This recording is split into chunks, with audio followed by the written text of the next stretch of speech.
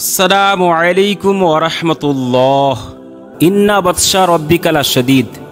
আল্লাহ তবারক ওয়া তাআলা ছাড় দেয় কিন্তু ছেড়ে দেয় না। আল্লাহ কে ইহা দের হ্যায় মগর আন্ধেরা নেহি। আজকের এই ভিডিওতে আমরা আপনাদেরকে নমরুদের ভয়ঙ্কর শেষ পরিণতির সম্পর্কে জানাবো। মানে নমরুদ আল্লাহ তবারক ওয়া তাআলাকে হত্যা করার উদ্দেশ্যে কোন পদ্ধতি গ্রহণ করে আসমানের দিকে উড়ে গিয়েছিল আর কিভাবে আসমান থেকে জমিনে ফিরে এসেছিল, এবং হযরত ইব্রাহিম আলাইহিস সালাম কোন পর্যায়ে আল্লাহ রাব্বুল আলামিনের কাছে দোয়া করে বলেছিলেন যে হে আল্লাহ, নমরুদকে ধ্বংস করে দাও। এরপর আল্লাহ তাবারক ওয়া তাআলা কোন পথে মশা পাঠিয়েছিলেন এবং সেই মশা নমরুদের বাহিনীকে ধ্বংস করার পর নমরুদের কাছে ইব্রাহিম আলাইহিস সালাম আল্লাহর পক্ষ থেকে কি বার্তা নিয়ে গিয়েছিলেন। এই ভিডিওটি শেষ পর্যন্ত দেখলে আপনি জানতে পারবেন যে আল্লাহ তাবারক ওয়া তাআলা বান্দাকে ছাড় দেয় কিন্তু ছেড়ে দেয় না। তাই আপনাদের কাছে অনুরোধ যে ভিডিওটিকে শেষ পর্যন্ত অবশ্যই দেখবেন, আর আপনি যদি আমাদের চ্যানেলে নতুন হয়ে থাকেন তাহলে চ্যানেলটিকে সাবস্ক্রাইব করবেন। হযরত ইব্রাহিম আলাইহিস সালাম বাবিল শহর পৌঁছে সর্বপ্রথমে যখন নমরুদের সাথে সাক্ষাৎ করে বললেন, হে নমরুদ, তুমি এক নিরাকার সর্বশক্তিমান আল্লাহর প্রতি ঈমান নিয়ে আসো। তখন নমরুদ জবাব দিল, হে ইব্রাহিম, তোমার আল্লাহর কাছে আমার কোনো প্রয়োজন নেই। আমি নিজেই তো খোদা, আমি আবার অন্য খোদার বশ্যতা স্বীকার কেন করব? তবে আমি খুবই শীঘ্রই তোমার খোদাকে হত্যা করে তার রাজ্যের উপর কবজা করে নেব। নাউযুবিল্লাহ। এরপর হযরত ইব্রাহিম আলাইহিস সালাম বললেন, হে কাফির নমরুদ, তুমি আমার আল্লাহর নিকট যাবে কেমন করে? নমরুদ জবাব দিল, সেজন্য তোমাকে চিন্তা করতে হবে না। এরপর পাপিষ্ঠ নমরুদ পাপাত্তা ইবলিসের পরামর্শ অনুযায়ী 4টি শকুন পাখি লালন পালন করতে শুরু করে দিল। এরপর সে পাখিগুলোকে বহুদিন পর্যন্ত শকুনি 4টিকে প্রচুর পরিমাণে মূল্যবান ও পুষ্টিকর খাদ্য খাইয়ে খুব মোটা তাজা ও শক্তিশালী করে তুলল। তারপর 4টি মেষের চামড়া খুলে ফেলে তার মাংস শকুনির মাথার উপরে এমনভাবে ঝুলিয়ে দিল যে শকুনিগুলো যেন তা দেখতে পায় কিন্তু সে মাংসকে খাবার জন্য নাগাল না পায়। তারপর নমরুদ যথাসময়ে তীর ধনুক নিয়ে একটা খাটের উপরে গিয়ে বসে গেল এবং ওই খাটের 4 পায়ের সাথে শকুনির 4টিকে বেঁধে দেওয়া হলো। শকুনি 4টা মাংস দেখে তা ধরার জন্য ক্রমে ঊর্ধ্ব অভিমুখে উঠতে লাগলো এবং তার সাথে নমরুদের খাটও উপরে উঠতে লাগলো। আপনাদেরকে জানিয়ে রাখি যে নমরুদ সে সময়ে নিজের জন্য কয়েকদিনের উপযোগী খাদ্য ও পানীয় সঙ্গে নিয়ে গিয়েছিল। এমনইভাবে যখন প্রতিনিয়ত 3 দিন 3 রাত পর্যন্ত ক্রমাগত উপরে আরোহণ করতে লাগলো, এরপর তখন সে মনে করলো যে আসমানের খোদার একেবারে নিকট চলে এসেছি। নাউযুবিল্লাহ। এরপর নমরুদ সেখান থেকে উপরের দিকে তীর নিক্ষেপ করতে শুরু করলো। তখন আল্লাহ রাব্বুল আলামিন ফেরেশতা হযরত জিবরাইল আলাইহিস সালামকে বললেন, হে জিবরাইল, আমি আমার পরম শত্রুকেও নিরাশ করি না, তুমি নমরুদের মনের আশা পূর্ণ করে দাও এবং তার নিক্ষিপ্ত তীরের কয়েকটিকে ধরে একটা মাছের রক্ত দ্বারা রঞ্চিত করে দাও, যাতে করে তার মনে এমন ধারণা সৃষ্টি হয় যে সে যেন আসমানের খোদাকে নিহত করে দিয়েছে। এরপর ফেরেশতা হযরত জিবরাইল আলাইহিস সালাম আল্লাহর হুকুম অনুসারে নমরুদের তীরে সত্যিই মাছের রক্ত মাখিয়ে দিলেন। আবার ওই রক্ত মাখা তীরগুলোকে নমরুদের শকুনি চালিতে রথের উপর পতিত হলো। যখনই নমরুদ রক্তমাখা তীর দেখেছে আর হযরত ইব্রাহিম আলাইহিস সালামের খোদাকে নিহত করেছে এমন মনে করে সে অত্যন্ত আনন্দিত হতে শুরু করলো। কিন্তু এখন সে নিচে নেমে আসবে কিভাবে তা নিয়ে ভাবনায় পড়ে গেল। পাপিষ্ঠ ইবলিস হলো গিয়ে তার সর্বক্ষণিক বন্ধু এবং পরামর্শদাতা। তাই সে এসে পরামর্শ দিল যে শকুনিদের মাথার উপরের মাংসগুলোকে এবার তাদের পায়ের নিচে ঝুলিয়ে দাও। কিন্তু তা যেন তারা ধরতে না পারে এই কৌশল প্রয়োগ করা হলে শকুনিগণ ওই মাংস খাবার আশায় ক্রমে নিচের দিকে নেমে আসতে লাগলো। আর এমনই করে আবার প্রতিনিয়ত 3 দিন 3 রাত নামার পর নমরুদ জমিনে নেমে এসে পৌঁছে গেল। এরপর পাপিষ্ঠ নমরুদ তখন গৌরবে অহমিকায় অস্থির হয়ে পড়ল আর মাটিতে নেমে এসে সর্বপ্রথমে সে হযরত ইব্রাহিম আলাইহিস সালামের কাছে গেল। হযরত ইব্রাহিম আলাইহিস সালামকে রক্তমাখা তীরগুলো দেখিয়ে সগৌরবে বলতে লাগলো, দেখলে তো ইব্রাহিম, তোমার খোদার বড়াই আমি শেষ করে দিলাম। আমার নিক্ষিপ্ত তীর তোমার খোদাকে বিদ্ধ করে দিয়েছে। এই দেখো, প্রত্যেকটি তীরেই রক্ত মাখা রয়েছে। তখন হযরত ইব্রাহিম আলাইহিস সালাম বললেন, ওহে নির্বোধ কাফির, আমার আল্লাহ রাব্বুল আলামিনকে হত্যা করতে পারবে এমন শক্তি কারণ নেই। তিনি অদৃশ্যমান ও নিরাকার, তাকে মানুষের আকারে কল্পনা করা বোকামির লক্ষণ। তার উপরে কারো কোনো প্রকার শক্তি ও ক্ষমতা সক্রিয় হতে পারে না। হযরত ইব্রাহিম আলাইহিস সালামের এসব কথার প্রতি মোটেই গুরুত্ব না দিয়ে সে বলল, তোমার খোদার সৈন্যর সংখ্যা কত তা কি বলতে পারো? তোমার খোদাকে তো আমি শেষ করে দিয়েছি, এখন তার সকল সৈন্যদেরকে শেষ করতে চাই। হযরত ইব্রাহিম আলাইহিস সালাম বললেন, আমার খোদার সৈন্য সামন্তের কোনো সংখ্যা নেই, তা অসংখ্য, কেউ তার সৈন্য সামন্তের সংখ্যার হিসাব দিতে পারবে না, তা একমাত্র আল্লাহ তাবারক ওয়া তাআলাই বলতে পারেন। বাদশাহ নমরুদ বলল, ঠিক আছে, তোমার খোদার সৈন্য সংখ্যা জানার আমারও তেমনটা কোনো প্রয়োজন নেই, তবে তুমি তাদেরকে আমার সাথে যুদ্ধ করার জন্য প্রস্তুত হতে বলো। আর যদি তাদের আমার সঙ্গে যুদ্ধ করার সাহস থেকে থাকে তাহলে তারা যেন নিচে নেমে আসে আর আমার সঙ্গে যুদ্ধ করে। তখন হযরত ইব্রাহিম আলাইহিস সালাম বললেন, হে নির্বোধ কাফির, আমার খোদার সেনার সাথে যুদ্ধ করতে যদি তোমার এতটাই আগ্রহ থাকে তাহলে বেশ, তাই করো। তুমি তোমার সকল সৈন্যকে প্রস্তুত হতে বলো। এরপর নমরুদ তার নিজের অসংখ্য সেনাবাহিনীকে আল্লাহর ফৌজের সাথে যুদ্ধ করতে প্রস্তুত হবার জন্য আদেশ জারি করল। তার সেনাবাহিনীর মধ্যে সাজরাজ রবরব পড়ে গেল। এছাড়া নমরুদ সারা দুনিয়ায় তার যত অধীন এবং অনুগত রাজা বাদশাহ ছিল তাদের সকলের প্রতিও কারা আদেশ জারি করল যে অবিলম্বে তারা যেন নিজেদের সমস্ত সেনাবাহিনীকে নিয়ে বাবিলের দিকে রওনা হয়ে যায়, কেননা এক প্রবল বিপক্ষ সেনার সাথে ঘোরতর যুদ্ধ হবে। এই আদেশ পেয়ে বাহিনীতে যত সেনা সামন্ত ছিল সব নিয়ে রাজা বাদশাগণ সবাই বাবিলে এসে একত্রিত হয়ে গেল।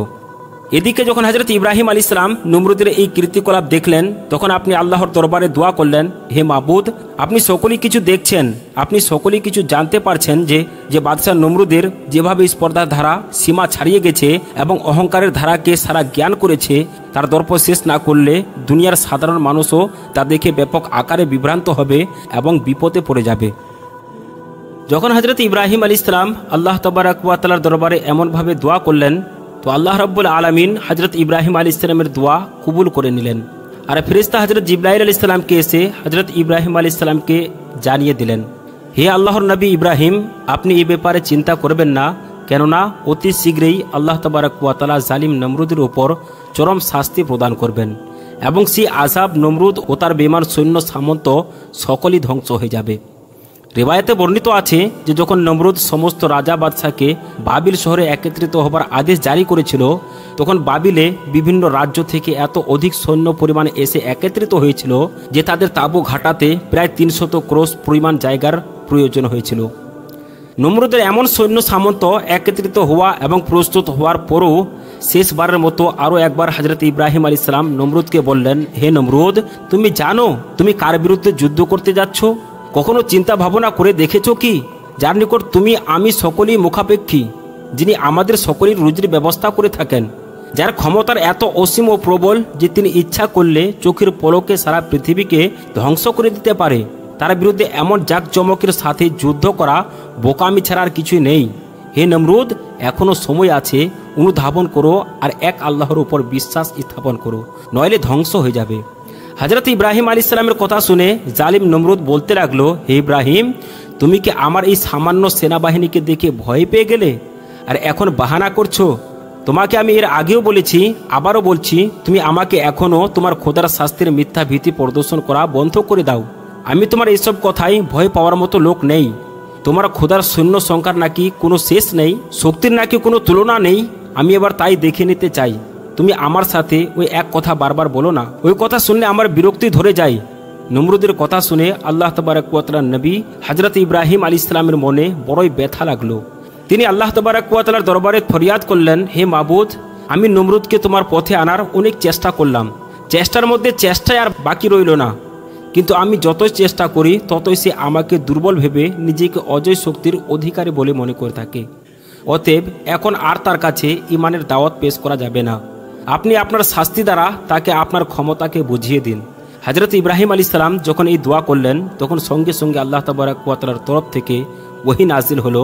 আর আল্লাহ রাব্বুল আলামিন হযরত ইব্রাহিম আলাইহিস সালামকে জিজ্ঞেস করলেন, হে আমার বন্ধু, তুমি বলো নমরুদের বিরুদ্ধে কোন ধরনের সৈন্য পাঠাবো যে তাকে ধ্বংস করে ফেলবে?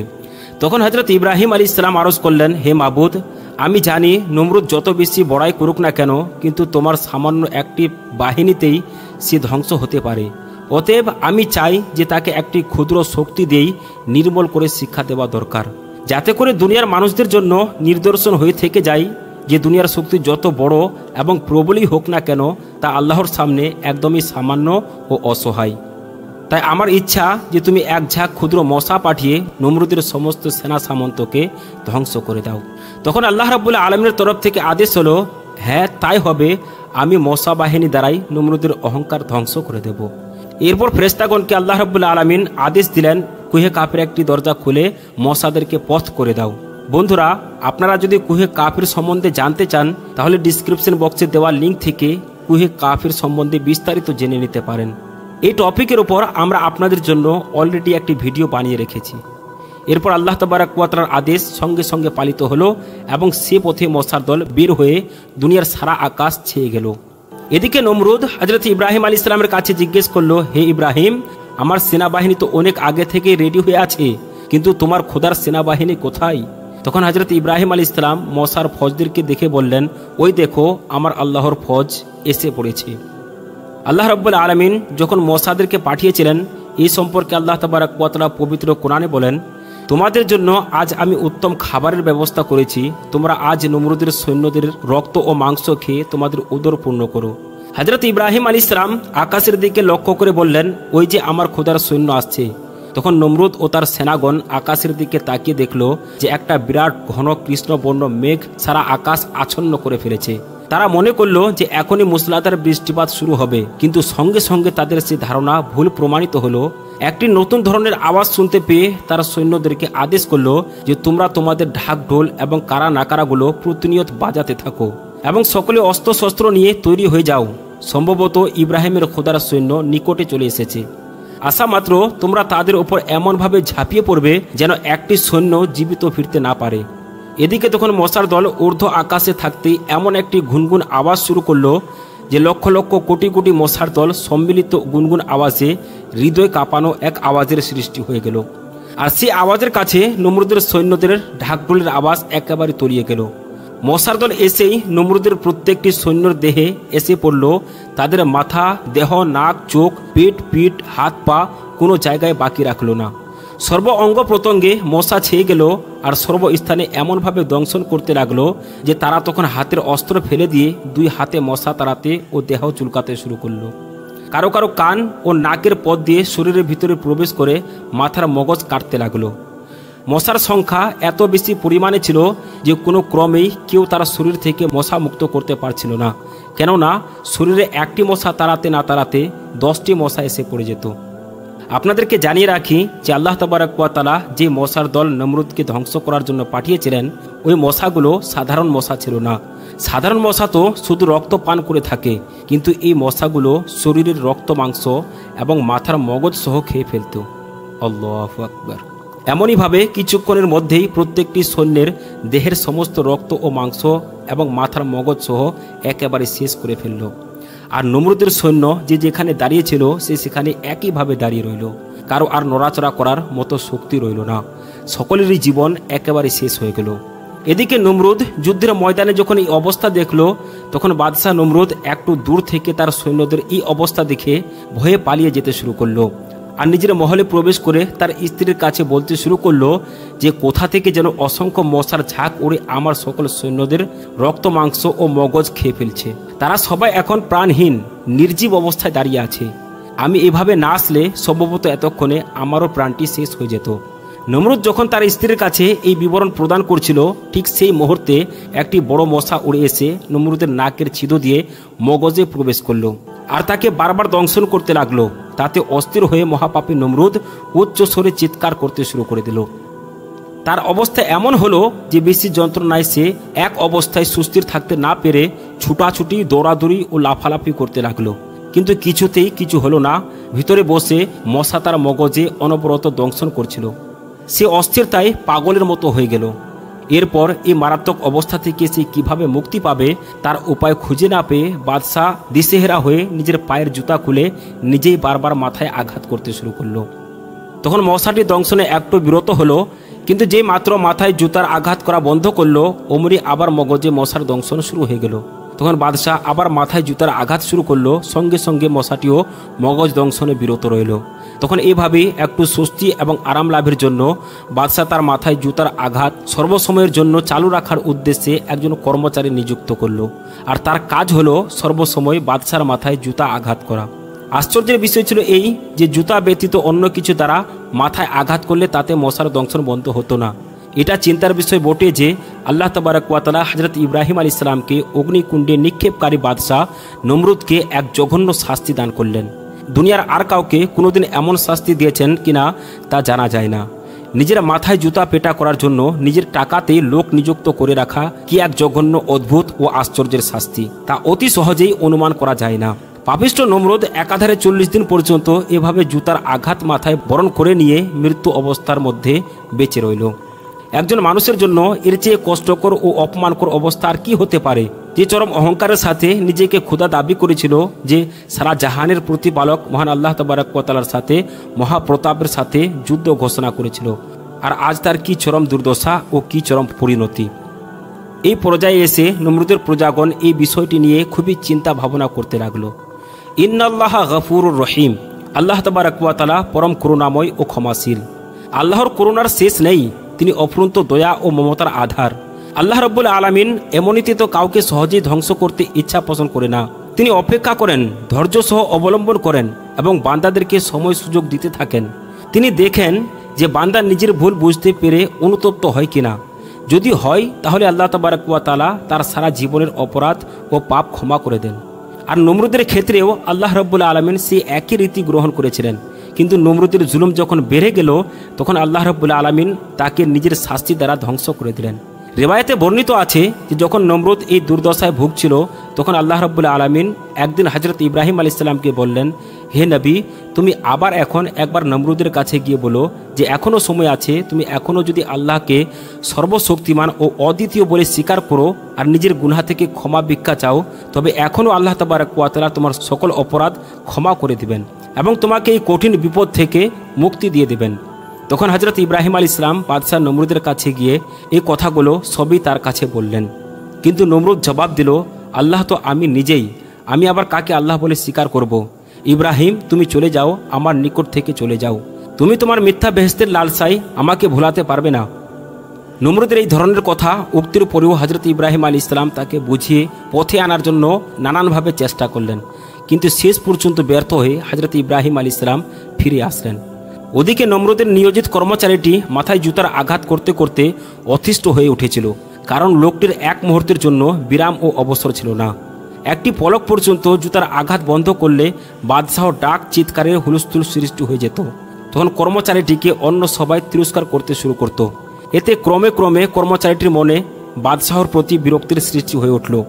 একদিন সে মাথায় আঘাত করতে করতে ক্ষণিকের জন্য বিরত হয়েছিল। অমনি বাদশাহ ও তার আত্মীয়গণ সকলে তাকে তিরস্কার করতে শুরু করলো এবং কটূক্তি করতে লাগলো। তার কর্মচারীদের মনে হঠাৎ এমন বিরক্তি ও ক্রোধের সৃষ্টি হলো যে সে হাতে রাখা জুতা দ্বারা মাথায় সজোরে একটি এমন আঘাত করলো যাতে বাদশার মগজ দুভাগ হয়ে গেল। সকলে পরম বিষয় লক্ষ্য করলো, মগজের লেশ মাত্র অবশিষ্ট নেই, সব মশা খেয়ে ফেলেছে। পৃথিবীতে আল্লাহ তাবারক ওয়া তাআলার সর্বপ্রধান শত্রু এবং অবাধ্য নমরুদের পাপ জীবনের নীলা খেলা এভাবেই শেষ হয়ে গেল। বন্ধুরা, আশা করি যে আজকের এই ভিডিওটি আপনাদেরকে ভালো লেগেছে।